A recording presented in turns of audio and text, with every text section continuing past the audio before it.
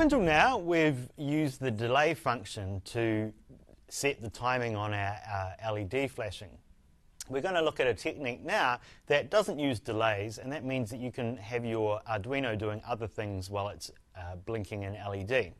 We'll stick with the same circuit that we've got, but we're only going to use one of the LEDs. So let's look at File, Examples, Digital, Blink Without Delay. So let's take a look at the code first. We've got a comment at the top, and then we've got our first configuration. Now, because we're using our circuit, which doesn't use pin 13, let's change the LED pin to pin 8, which will be the green one. Now that we've made that change, we can just upload it to our Arduino. So let's do that now. Now, after the sketch is uploaded, you'll see that we've got our green LED blinking. But unlike before, we're not actually using a delay function to do that. If we look at the code, you'll see that we store a few different things in variables. The first one is the state of the LED. So that's so we know whether the LED is on or off at any particular time. And we know that the LED will be off to start with, so we store it as low. Then we use the previous millis variable to store the value of the timer. So the Arduino has a timer in it that starts running when you turn the Arduino on, and it keeps track of how much time has passed. And this is called the millis timer. And if we record this value, we can tell how long it is since we did something. And we want to say, okay, how long is the interval between an LED turning on and off? And in this case, we're going for 1,000 milliseconds as before. Now we can look at our setup function, which is simply sets the LED pin as an output. And then all the magic is in the loop function. We'll see here that there's a comment that says this is the code, the place where you put the code that you want to be running all the time. We'll come back to add something in there, but we'll look to see what the code's doing at the moment. So in this section here, we set the value of the current millis variable to whatever the time is since we've turned on the Arduino. So let's say in our example, the first time we come through this loop, that the Arduino has been running for 500 milliseconds, so half a second. Then at this point, previous millis is 0 because we haven't checked it before, and current millis is 500. So 500 minus 0 is still less than our interval of 1 second, so the rest of the if statement will be skipped. And then we'll fall out of the loop and come back to the beginning. Now, at this stage, let's say that it is 1,200 milliseconds since the loop has been entered. Now, these values aren't actually accurate. Your Arduino is a lot more quicker than this. But they serve a purpose to show the example. So let's say current millis is now 1,200 milliseconds. And then our previous millis is still 0. And so at this point, current millis versus minus previous millis is going to be 1,200. So this means that 1,200 milliseconds has elapsed since the last time we've done something with the LED. And because that's longer than our interval of 1,000 milliseconds, now we'll actually execute the body of the if statement. So now we want to say, okay, we're about to change the state of the LED. What's the time? So at this stage, previous millis becomes the current value of 1,200 milliseconds. And then we go, is the LED on or is it off?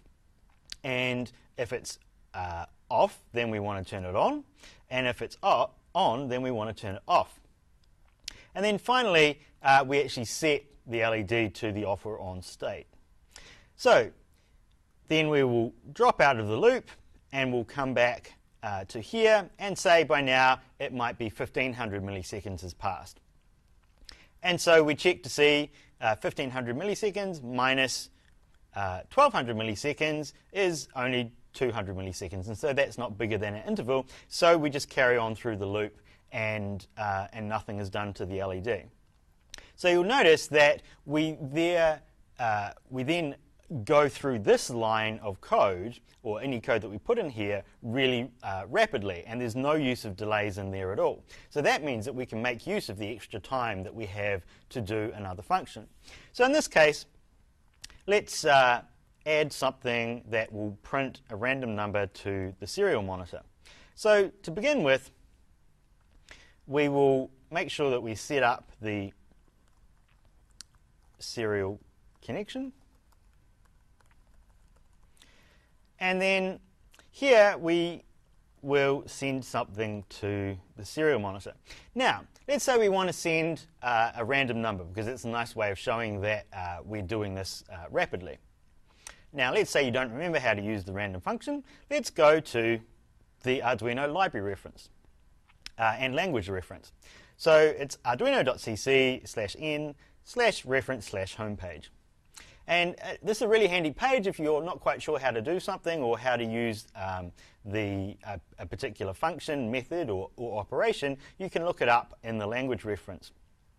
So I happen to know that the random numbers section is down here, and I can just click on random, and then that will bring up a page that has a description of what the random method does, and then the syntax that I use. So in this case, it shows that the random method, if you put a value in there, it will return a value between 0 and 1 less than the number that you put in there.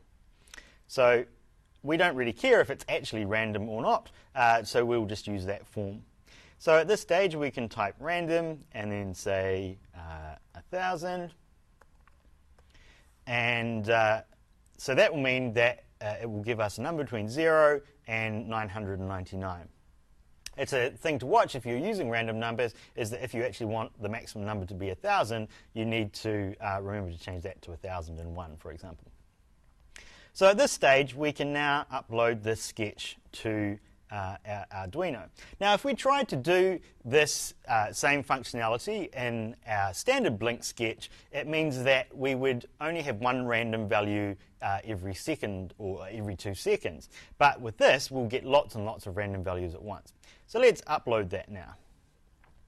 And as that's compiling, we will see that our LED is going through its blinking function.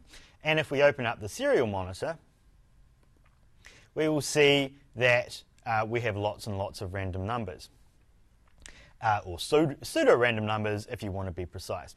So as our random numbers are coming up on screen, we're still getting our blinking LED happening as well. So you might be using this functionality for, you might be reading some data from the computer or from something like a GPS, and this shows how you can keep reading that data but also have an indicator in LED blinking to show that you're still actually actively doing something.